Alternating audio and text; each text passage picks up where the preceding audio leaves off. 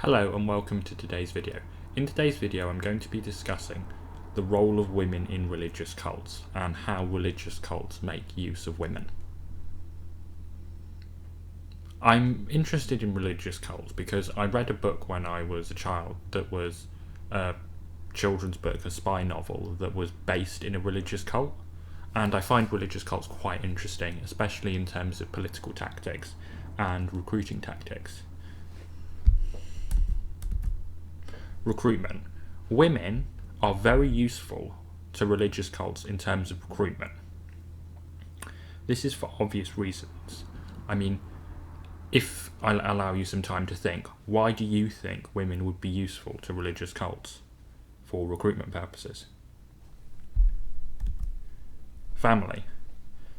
If a woman has a family and she is recruited to something, she's highly likely to bring her children along as well. So there's an old Nigerian proverb that means educate a woman, you educate a village, educate a man, you educate one person. And I sort of agree with this reasoning, and religious cults seem to apply this reasoning for conversions. So if you recruit a woman with children, she will also bring her children to the cult. Whereas if you recruit a college-age man, you will just recruit him.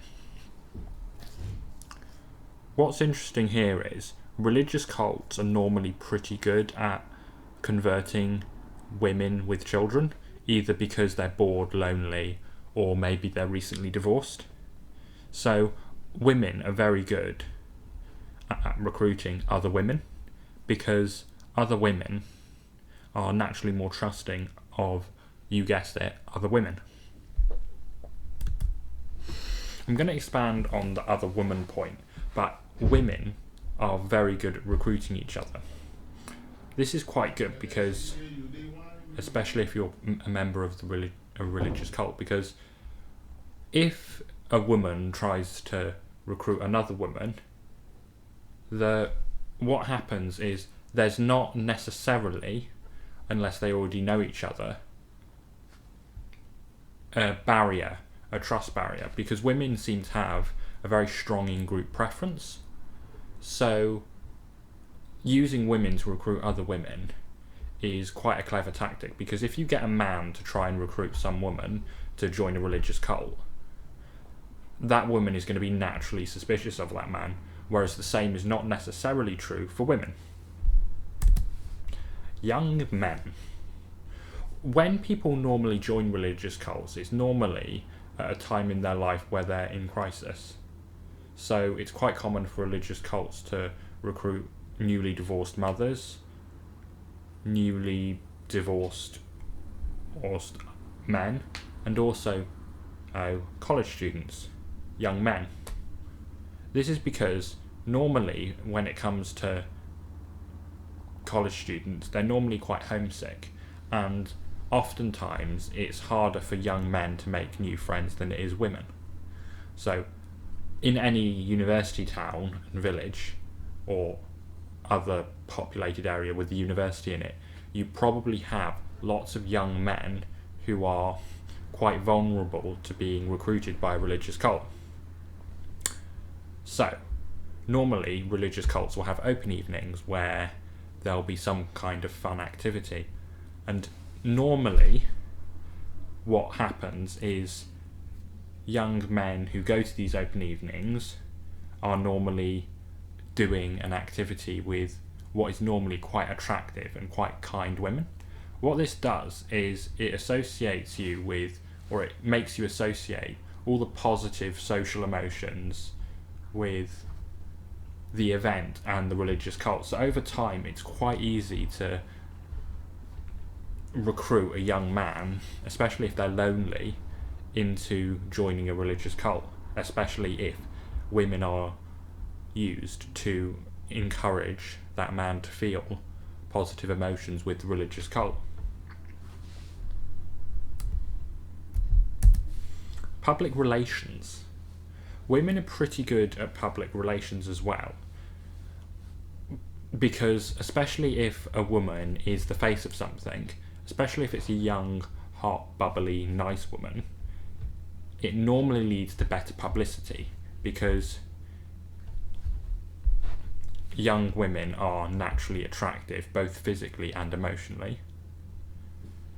I'll get onto this more on why this happens, but I think everyone watching this should be aware of what I'm on about. Young women create a very positive impression when either they're the face of something or they're visibly involved in something. Women are harder to demonise.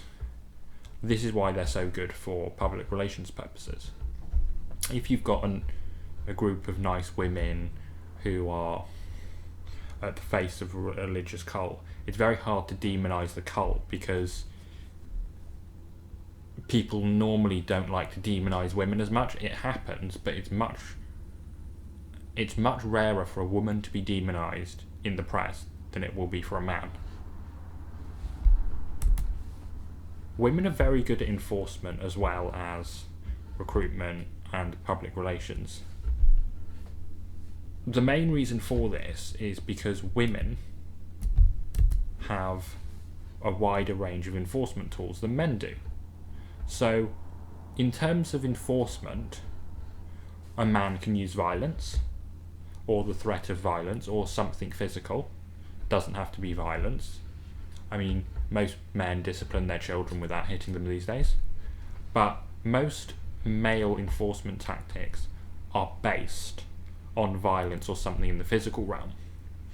Whereas the opposite is true for women. I'm not saying women can't use physical enforcement, whether that's violence or something else, but it's much less effective normally when women do it. Women are very good at guiding people to think and feel a certain way around them, naturally. I mean, most women don't really understand this because it just happens to them. They don't do it without trying. They don't consciously learn it. I mean, some people call it seduction. If it makes it easier, I'll call it seduction. But women are very good at encouraging, normally men, but I've also seen women do it with other women, positive emotions and the target feeling good with objects or certain activities. I mean, I can't remember what film it is, but there's a film where the actress playing the wife says to the husband, "Will you do the dishes?" while the husband has the hands on the lady's breasts. Obviously, religious cults don't do this, or some do, but most don't.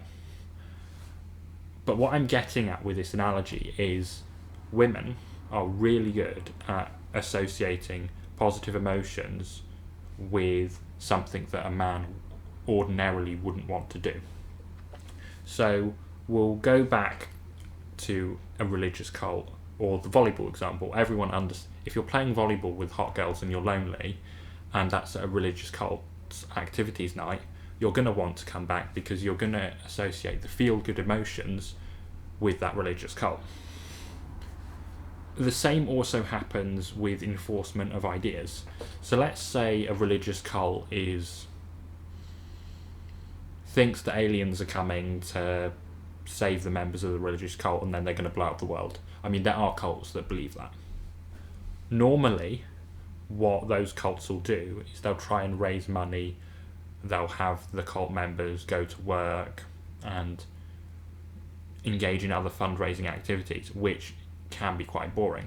So the way the women enforce this activity is they encourage the men to associate positive emotions with the task they don't want to do.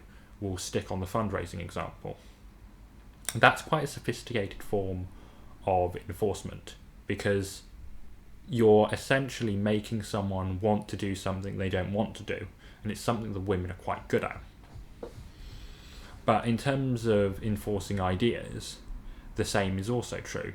What women in religious cults usually do is they get the men or other members of the cult, because women can do this to other women too.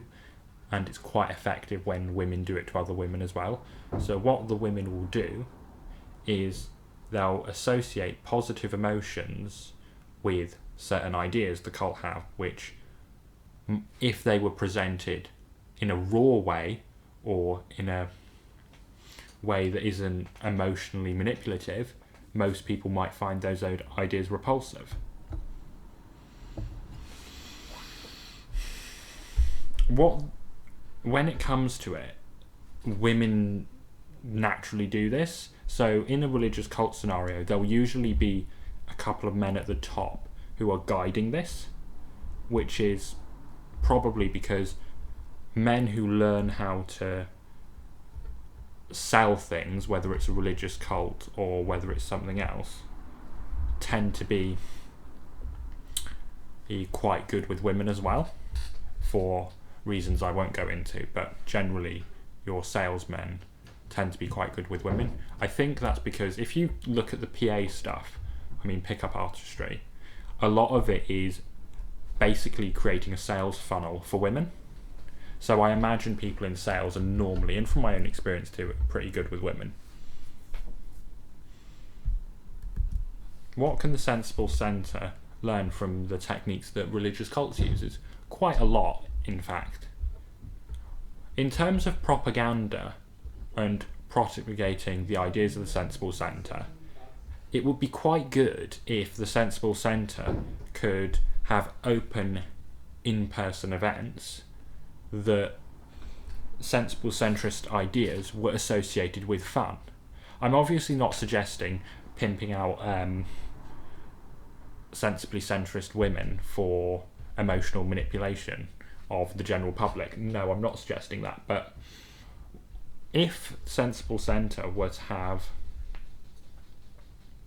women recruiting other women to the Sensible Centre and have women recruit other men and college students to the Sensible Centre, I think it would be quite effective in increasing the numbers and trying to attract more quality people to our movement.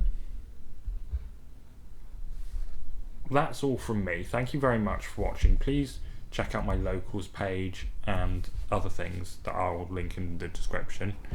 I hope everyone has a nice day. Goodbye.